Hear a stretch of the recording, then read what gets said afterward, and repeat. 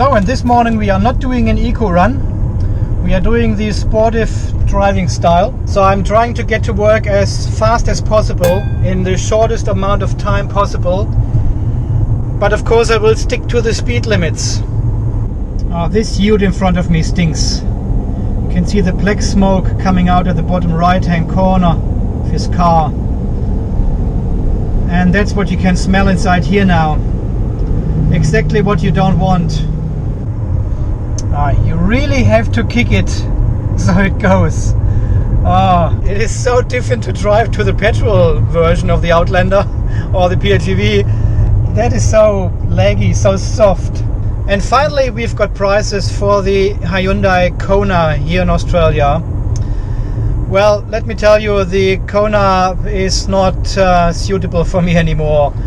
Price wise, not at all. So we're only getting the 64 kilowatt version here, not the 39 kilowatt version. They're not selling the short or the standard range version here in Australia. Only the more expensive 64 kilowatt version is available and starts at 59,990 Australian dollars. This is for the 64 kilowatt hour but base version. So you don't get all the safety features, you don't get all the driver assistance features. If you want them, you pay another $5,000 to 65,000 Australian dollars. Far too expensive for such a small car. A little crossover, far smaller than the Outlander, but with a decent range of 450 kilometers. But then again, $65,000, that's where the Tesla Model 3 starts as well. You won't get the 450 kilometers with the standard range Model 3, of course, but you will get most of the driver assist and safety features. And the big plus is the car gets better over time. It will get updates over time, the car will get better, more efficient, more range, and I probably would rather spend the money on a Model 3 than on a Kona, if it's the same price anyway. So Kona is dead. Well, apart from the fact you can't get them here in Australia at the moment because they are sold out for the rest of the year. And the Model 3 has not yet arrived here. We are still waiting for it. They're saying mid of 2019. This is another 3 months away. I would rather think they are available here probably end of the year at the earliest, Tesla time. So anyway, so neither of these two cars is an option at the moment. Let's drive the PHEV and the diesel and wait. Okay, so we have arrived in sportive driving style, 6.7 liters. So only a very little amount more than I had when I did the Miss Daisy driving style, the eco driving. And I didn't even drive in eco mode this morning. So I had the eco disengaged and 6.7 liters. So still not too bad. Just looking at my watch here. Time wise, this more sportive driving style has saved me 3 minutes on my commute. And I drove 110 on the motorway. So guys, I just received an email from Mitsubishi here in Brisbane. They are currently working on my car to get these triple procedures carried out. They have done the reset and the battery cell smoothing so far and working through the DB cam today. So far it looks good, he said. But we have heard this before from Mitsubishi after the battery replacement, and it wasn't good. I will decide if this is good or not once I connected the dog to it and see the numbers and figures. So the plan is to return the car tomorrow on Friday. Okay, when you see this, it's already Friday, it's already done. And I'm very excited to get the car back and plug in the OBD and connect the dog to it. Oh my god, that will be very exciting. I really hope it's the correct calibration then and everything works just fine. I have also read through a couple of forum threads now where people in Europe, mainly UK and I think Norway as well, have contacted their dealer and asked for the triple procedure to be carried out to calibrate the BMU to the battery.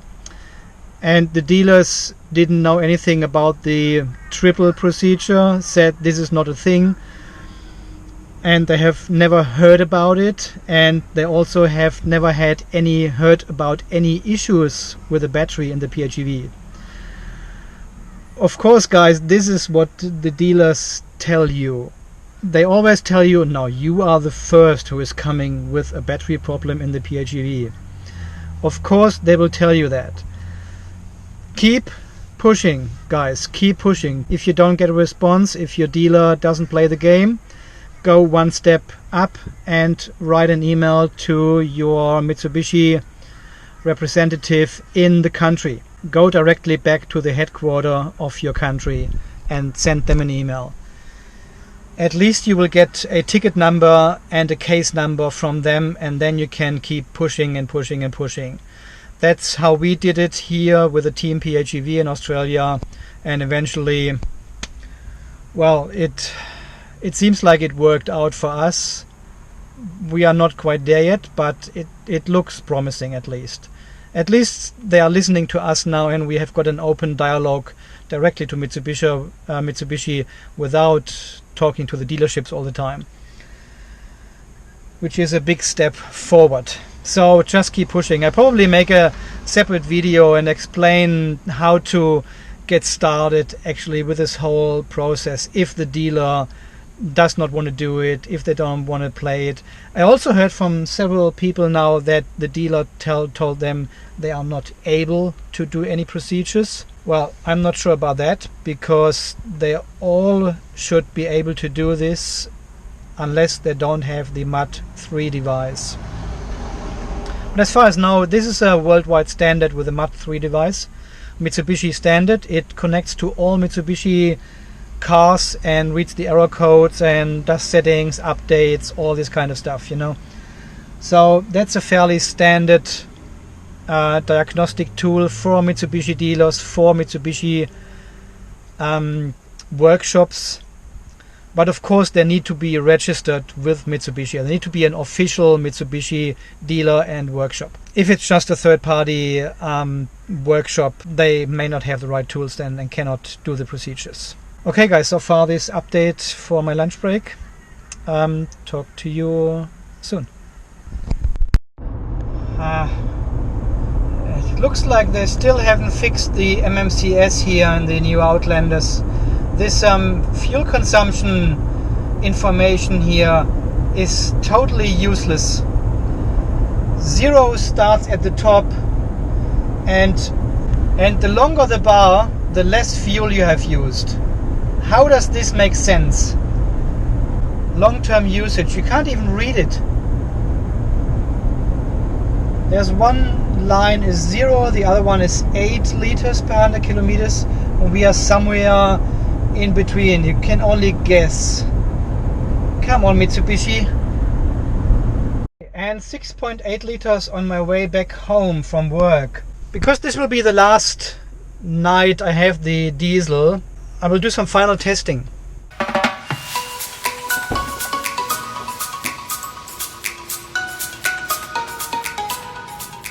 So, and as per Andre's request, we will have a look at the third row seat here. So apparently, oh yeah, that works. Wow, these are long headrests. How do you get in there?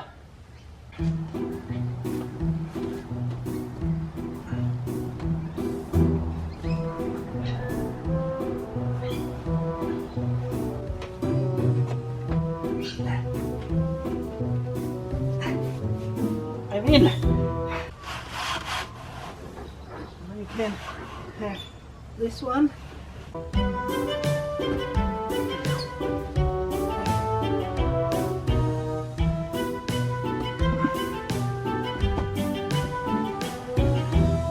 Okay, so this is one way to do it.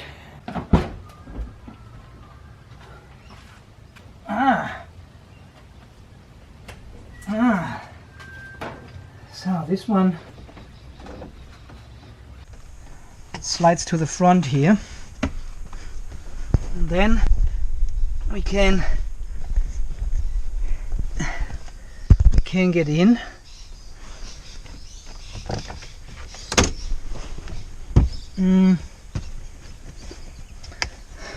Okay, I can't push the seat back anymore by myself here, so it needs another person who actually locks you in here.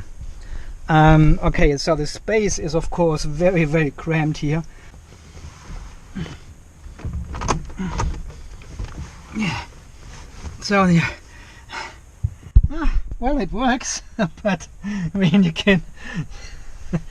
you don't want to go on a 600 kilometer trip here just in the third row.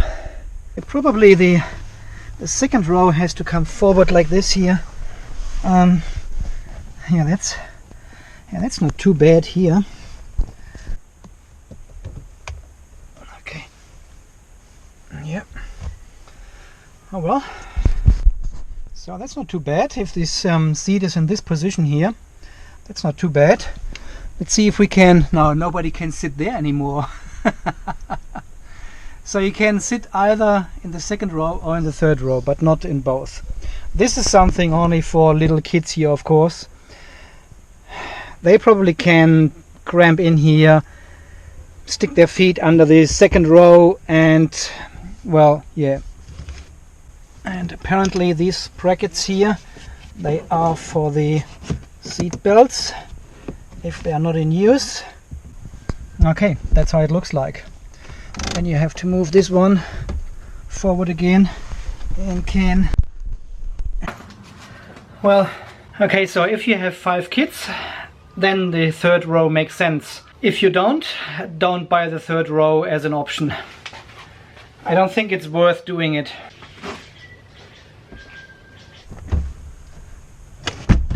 Yeah, there we go.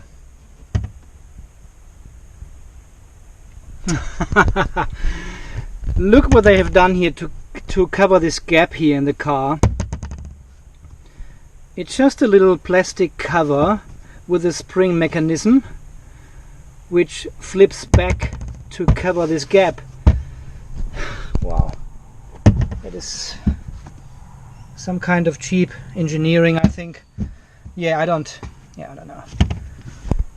Oh well, as I said, if you have 5 kids and they are smaller, the third row just makes sense. But if you don't, yeah, I can't see the point. It's definitely not suitable for an adult, and the space is very limited. If you want to use the second, it's better.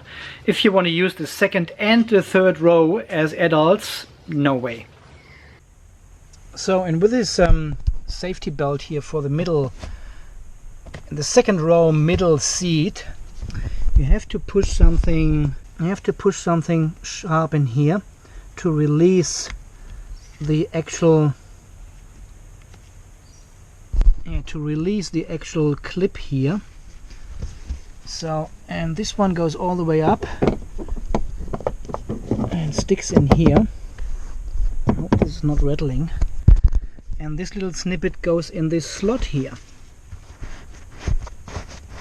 There you go. So, and now you have only, and of course, this one here folds down.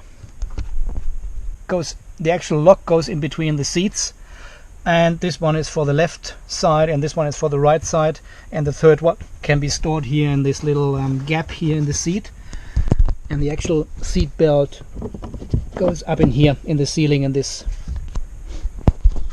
And this is exactly why you can't have a third row in the Outlander PHEV, because this seat folding mechanism here, what we see here, and the seat comes up when you unfold the back, and all this space is taken in the PHEV by the DC-DC inverter and by the internal charger here in this area. You've got only this compartment in the PHEV, and then there's the other compartment where I have my straps in there, and the third one is not accessible in the PHEV. That's where the converter and the charger sits. But here in this car we don't have this equipment, there's enough space for these 2 emergency seats. And I just want to show you something else. Okay, I quickly want to show you something else. If you ever wondered what these are for in the PHEV down here in these side pockets on both sides, this is actually where the awning, where the cover goes in. Now you have to get it in here somehow. So this is where the cover goes in, which normally sits between there. See, and then you get the seats up and you're done.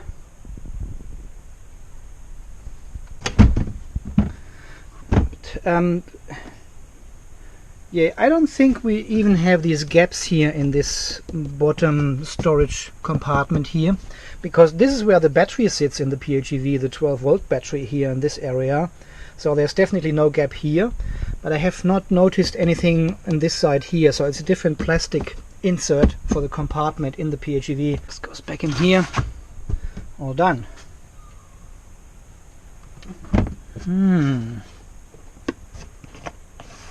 Does anyone know what this is for?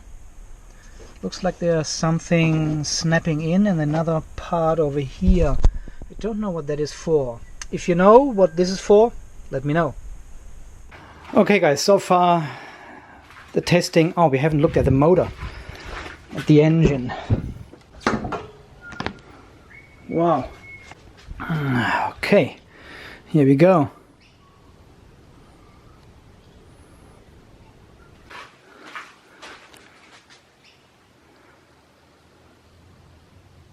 Oh, it actually is a turbo diesel. This is a turbo, isn't it? I think so. This is the fresh air coming in from there through the filter and then gets sucked in here, and this is the turbo which compresses the air into the engine, into the cylinders. I think it's a turbo. You don't hear it and you don't feel it. Very strange. Okay, it says here direct injection diesel, common rail, and it's very hot in here. You can really feel the heat. Wow. A lot of wasted heat. Okay, that's how it looks like. I've got the battery here at the front, the fuse box.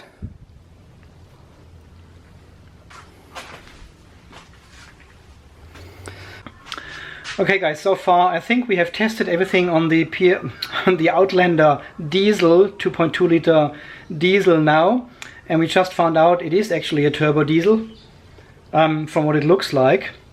And we can conclude this mini-series Andy testing the Outlander diesel. Okay, I think so far we have tested everything on all the Outlanders available now so far. The very last thing we have to test, of course, is does the automatic tailgate stop if something is in the way. Okay, let's try that.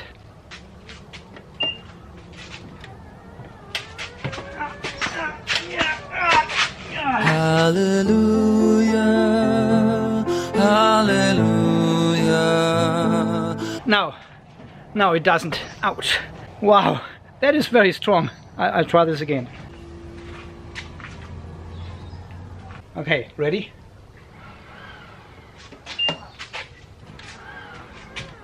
Ah.